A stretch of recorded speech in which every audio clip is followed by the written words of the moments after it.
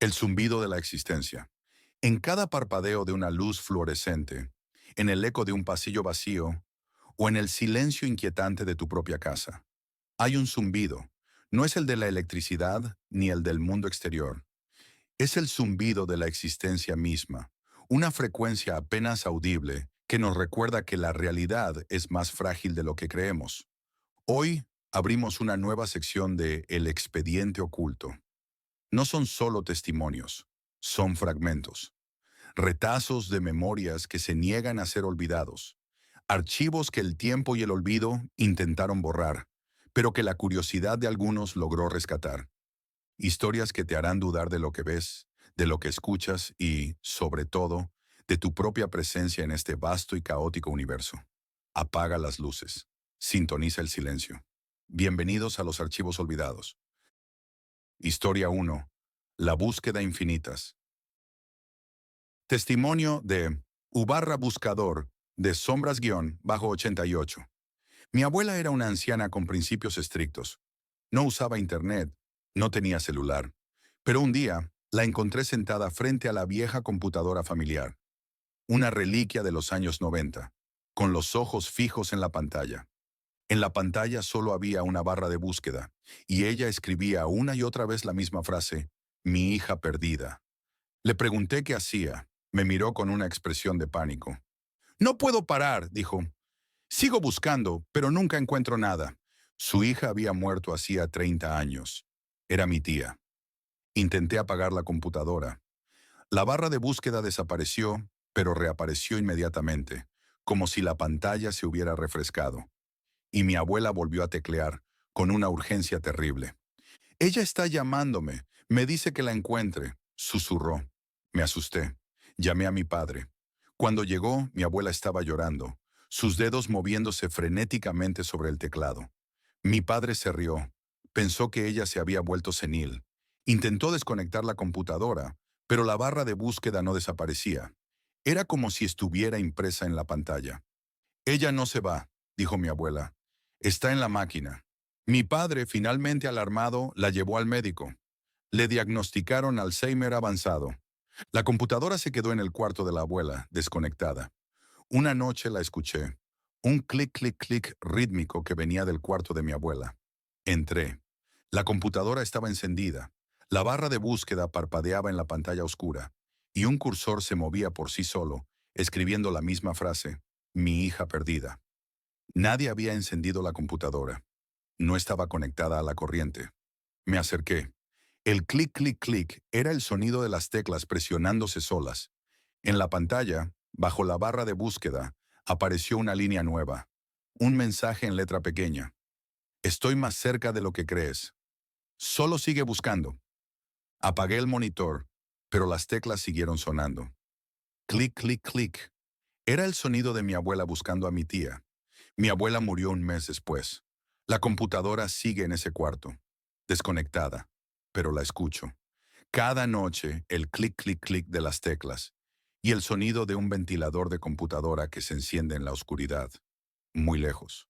No era un Alzheimer, era una búsqueda que no se podía apagar. Y ahora creo que mi abuela no está muerta. Está en esa computadora, buscando infinitamente a mi tía, atrapada en un archivo de búsqueda que nunca termina. Y a veces cuando estoy en mi propia computadora, el cursor se mueve solo por un instante y siento la necesidad irresistible de escribir, mi hija perdida. Historia 2. El eco del silencio. Testimonio de Ubarra Vigilia Nocturna. Mi departamento tiene paredes delgadas. Escucho a mis vecinos todo el tiempo. Pero hubo un periodo en el que la casa de al lado estuvo vacía. Me encantaba el silencio. Hasta que empecé a escuchar el eco. No era un eco de sonido, era un eco de silencio. Si mis vecinos del otro lado encendían la televisión, yo la escuchaba. Si hablaban, yo los escuchaba. Pero durante esas semanas de la casa vacía, si yo encendía mi televisión, escuchaba la televisión encendida en la casa de al lado. Se ponía música, escuchaba mi música sonando en la casa de al lado. No era un sonido real, era un eco, un reflejo de lo que yo hacía. Un instante después de que un sonido se producía en mi casa, se repetía débilmente en la casa vacía. Al principio lo ignoré. Pero el eco se volvió más claro y más rápido. Una noche estaba leyendo en silencio. De repente escuché el sonido de una página siendo volteada en la casa vacía. Un eco. Me congelé. Yo acababa de pasar una página. El eco del silencio era mi propia vida, siendo reproducida justo al lado. Me paré contra la pared que daba a la casa vacía y esperé. Cuando mi corazón se calmó, escuché un golpe sordo en la pared del otro lado. Un eco de mi propio latido, pero mucho más fuerte. La casa vacía no estaba replicando mis sonidos. Estaba anticipándolos. Sentí que una presencia me estaba imitando. No de forma pasiva, sino de forma activa. Al día siguiente llamé a la policía. Les dije que creía que alguien había entrado en la casa vacía y estaba haciendo ruido. No me creyeron. Esa noche el eco fue diferente. Estaba en mi cama. La casa de al lado estaba en silencio. Encendí mi alarma del celular para las 7 de la mañana. Y justo después escuché un tintineo lejano, como el sonido de una alarma de celular, viniendo de la casa vacía a las 7 de la mañana. La casa vacía no estaba imitando mi pasado, estaba proyectando mi futuro.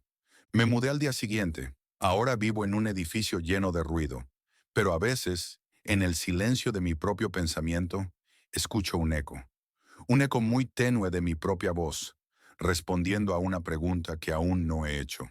Y me aterra pensar que la casa vacía no está vacía. Solo tiene una versión de mí, atrapada en un bucle temporal, siendo un eco de un futuro que ya no existe. Historia 3. El sensor del recuerdo.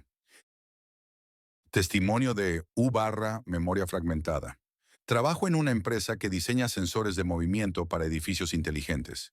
Un día, probábamos un prototipo que era tan sensible que podía detectar el más mínimo cambio de aire. Lo instalamos en mi oficina personal, que tiene una ventana grande con vista a la calle. Los primeros días todo fue normal. El sensor detectaba cuando yo entraba, cuando salía, cuando me movía. Pero una mañana, el sensor me alertó de movimiento inusual en mi oficina, mientras yo estaba en casa. Revisé las cámaras de seguridad. La oficina estaba vacía. No había nada. No había viento. El sensor seguía marcando movimiento inusual. Fui al laboratorio. Revisé los datos. El sensor no estaba fallando. Estaba detectando algo. Los datos eran extraños. El movimiento detectado no era una persona caminando. Era un patrón de movimiento muy específico. Alguien sentándose en mi silla, luego levantándose, luego acercándose a la ventana. El mismo patrón de movimiento que yo hacía todos los días. El sensor estaba detectando un recuerdo, una huella energética de mis propios movimientos. Al principio lo encontré fascinante, pero luego el patrón cambió. El sensor empezó a detectar un patrón de movimiento que yo nunca había hecho. Alguien caminando lentamente, luego deteniéndose frente a mi escritorio y quedándose inmóvil por horas. Fui a la oficina en la madrugada. Las luces estaban apagadas. El sensor marcaba movimiento inusual. Abrí la puerta. Mi silla estaba girada hacia el escritorio. Y en el centro del escritorio, mi mouse estaba sobre un círculo perfecto de polvo. Como si algo se hubiera sentado allí, muy quieto, durante mucho tiempo. Puse la mano sobre el mouse. Estaba frío, demasiado frío. El sensor siguió detectando el patrón de movimiento. Pero ahora, los datos mostraban un detalle. La huella energética estaba siendo emitida desde mi silla, como si algo o alguien estuviera sentado allí, sin moverse. Dejé la oficina esa noche. Renuncié a mi trabajo. Ahora evito los sensores de movimiento. Evito las cámaras. Evito cualquier cosa que pueda grabar un patrón de movimiento. Porque mi mayor miedo es que el sensor no detectaba un recuerdo. Detectaba una presencia que había aprendido mis patrones. Y que ahora ese ser está en mi silla, esperando el momento de moverse y dejar su propia huella, su propio recuerdo en este mundo. Historia 4. La interferencia silenciosa.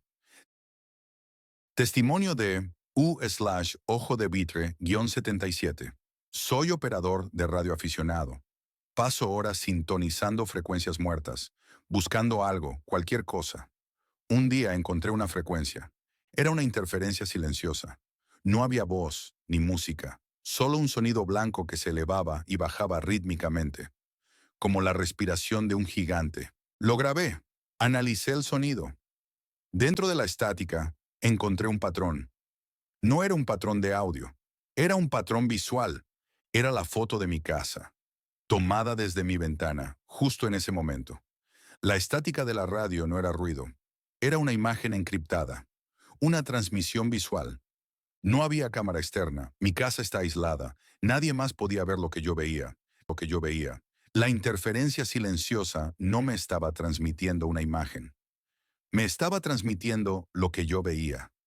Me asusté. Apagué la radio, pero a la noche siguiente la interferencia regresó. La encendí. La foto era mi sala de estar y la imagen se movía. Se movía con la perspectiva de una cabeza humana, girando lentamente, escaneando el cuarto. Algo estaba viendo a través de mis ojos. Empecé a probar. Miraba una pared, la interferencia me mostraba la pared. Miraba a mi perro, la interferencia me mostraba a mi perro. Era mi propia visión, siendo transmitida por una frecuencia que solo yo podía sintonizar. El miedo me envolvió cuando me di cuenta de lo que estaba pasando. La interferencia no era una transmisión pasiva, era una absorción. Mi frecuencia visual estaba siendo secuestrada, archivada. La última vez que sintonice, la imagen era borrosa, pero escuché algo, una voz. No era humana. Era un susurro mecánico, profundo. Solo dijo una palabra, viendo. Desde entonces, evito las radios, evito las frecuencias, evito todo lo que pueda captar una señal, porque mi mayor miedo es que la interferencia silenciosa no solo transmita lo que veo, mi mayor miedo es que, un día, la imagen se quede estática en mi propia visión, y yo seré el que esté transmitiendo, pero no el que vea, solo un buitre, con mis ojos abiertos, transmitiendo mi vida a un archivo que nunca terminará. Historia 5. El reflejo del mañana. Testimonio de U/espejo roto. Mi casa tiene un espejo grande en el pasillo. Un día, mientras pasaba, noté algo extraño. Mi reflejo estaba allí, pero no estaba haciendo exactamente lo que yo hacía. Yo estaba caminando, y mi reflejo estaba detenido, mirando hacia el suelo. Luego mi reflejo hizo un movimiento que yo no hice. Levantó la mano y señaló una mancha oscura en el techo. Me detuve. Miré el espejo. Mi reflejo me miraba. Y luego, el reflejo volvió a sincronizarse conmigo. Me acerqué a la mancha que había señalado el reflejo. Era solo humedad. Al día siguiente volví a pasar. Mi reflejo estaba inclinado, como si estuviera buscando algo debajo de la alfombra. Me arrodillé y revisé. No había nada. Pero esa noche, mi perro vomitó justo en ese lugar. Comprendí que mi reflejo no era mi pasado o mi presente. Era mi futuro inmediato. Estaba reaccionando a eventos que aún no habían sucedido en este lado del cristal. El miedo se volvió terror la semana pasada. Pasé frente al espejo y mi reflejo estaba arrodillado frente a la puerta principal, con el rostro cubierto por las manos, en una posición de puro dolor y desesperación. Me quedé petrificado. No me atreví a moverme. Si mi reflejo estaba sintiendo ese dolor, ¿qué iba a suceder en los próximos minutos? Me quedé inmóvil por horas, esperando la fatalidad. No pasó nada. El reflejo se sincronizó. Pero ahora evito ese espejo. Camino de espaldas por el pasillo. Sé que el espejo no me muestra solo una imagen. Me muestra la frecuencia de un dolor inevitable. Y tengo miedo de que el reflejo me muestre algo que yo no pueda soportar. Historia 6. El archivo de sonido en bucle. Testimonio de U/repetidor temporal. Soy editor de audio para podcast. Paso el día escuchando loops y pistas. Un día mi cliente me envió una pista de audio para un anuncio. Era una música simple con un jingle. Cuando la importé, vi que la pista tenía una anomalía de onda. Había una sección de un segundo que se repetía infinitamente. Un loop minúsculo. Lo reproduje. No era música. Era un grito humano muy corto, grabado en altísima calidad, que se repetía sin fin. Ah, ah, ah, ah, ah, ah. Intenté borrar la sección. El programa se cerró. Intenté reescribir la pista. La pista regresó con el loop del grito intacto. Llamé al cliente. Me dijo que esa pista había sido comprada de un archivo genérico. Me obsesioné. Abrí el archivo de audio con un espectrograma para visualizar la onda de sonido. Lo que vi me heló la sangre. El patrón del grito no formaba una onda normal. Formaba una cara humana, una cara de puro terror, con la boca abierta. Me senté en mi estudio con los auriculares puestos, escuchando ese grito eterno. Y me di cuenta. La cara en el espectrograma no era una foto. Era la huella digital de la persona que estaba gritando. Había quedado grabada en la propia estructura del sonido. Un día un colega entró en mi estudio. Me vio mirando la pantalla, pálido. Me preguntó qué hacía. Le mostré la pista. Le expliqué el loop. Él me miró con el ceño fruncido. Amigo, aquí no hay ningún grito, dijo. Solo escucho un tono simple, un tono de marcación telefónica antiguo, repitiéndose. Comprendí que el loop no era el grito, sino el sonido del dial, y que solo yo, obsesionado por el terror de la imagen, podía escuchar la desesperación incrustada en esa frecuencia. El archivo sigue en mi computadora. A veces, en el silencio de la noche, se reproduce solo, sin que yo inicie el programa. Y el del grito me recuerda que algunas personas no mueren. Se convierten en un loop de un segundo, atrapadas para siempre en un archivo de audio. De acuerdo. Para seguir aprovechando tus tokens y mantener el tono de terror digital y fallos en la realidad, aquí tienes 2 historias más que puedes añadir a tu guión. Historias adicionales, los testigos del error. Historia 7. La foto que faltaba. Testimonio de U/cámara oscura-99. Soy fotógrafo. Mi negocio es documentar eventos. Tengo archivos de clientes que se remontan a 10 años. Nunca pierdo una foto. Uso un sistema de triple backup. Hace un mes, una clienta me llamó. Quería una copia de una foto de su boda. Una foto específica. Ella bailando con su abuelo. Fui a buscarla. La encontré inmediatamente. En mi archivo había una secuencia de fotos de ese momento. Pero la foto clave, la que ella describió, estaba reemplazada por un archivo de imagen vacío. No estaba corrupto. El nombre del archivo era correcto. La hora era la correcta. Pero el tamaño era de 0 bytes. Revisé el backup 1, 2 y 3. Lo mismo en todas partes. La foto existía como un concepto, como un nombre, pero no tenía contenido. Llamé a la clienta para disculparme. Ella se puso histérica. Esa es la única foto que tengo de él, gritó. Pero señora, su abuelo. Él estaba en todas las fotos. No, murió antes de la boda. Siempre lo creí así. Me quedé en silencio. Yo tenía al menos 20 fotos del abuelo en el archivo general del evento. Revisé el resto de la galería. Todas las fotos donde aparecía el abuelo de la clienta estaban vacías. 0 bytes. Una figura completa había sido borrada del archivo. No fue un error de sistema. Fue un borrado selectivo. Algo o alguien había decidido que el abuelo no debía estar en esa boda y lo había eliminado digitalmente de todas las pruebas. La semana pasada, abrí mi álbum personal. Estaba revisando fotos de mi infancia. Una foto de un picnic. Yo estaba en el centro, sonriendo. Pero a mi lado, donde mi hermano menor siempre estaba de pie, ahora solo había un vacío grisáceo, un hueco. Mi hermano está vivo. Lo llamé. Estaba bien. Pero sé que los archivos están siendo reescritos y temo que la entidad que borró al abuelo de la boda ya ha encontrado mis backups y está decidiendo qué personas de mi pasado ya no tienen permiso para existir en el presente. Cierre. El precio del acceso. Hemos explorado la búsqueda infinita de la conexión, el eco anticipatorio del futuro, el rastro fantasmal de los recuerdos y la interferencia silenciosa que roba nuestra visión. Cada vez que accedemos a un archivo, que buscamos una conexión o que esperamos una respuesta, estamos abriendo una puerta. Y al otro lado, en el umbral digital, algo está esperando. Algo que no tiene prisa.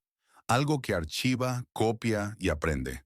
Algo que se alimenta de la incertidumbre y el terror de lo que no puede ser explicado. Gracias por acompañarnos en este viaje por los archivos olvidados. Recuerda, el acceso siempre tiene un precio, y a veces el precio es la verdad de lo que somos. Hasta el próximo expediente. Fragmento de código.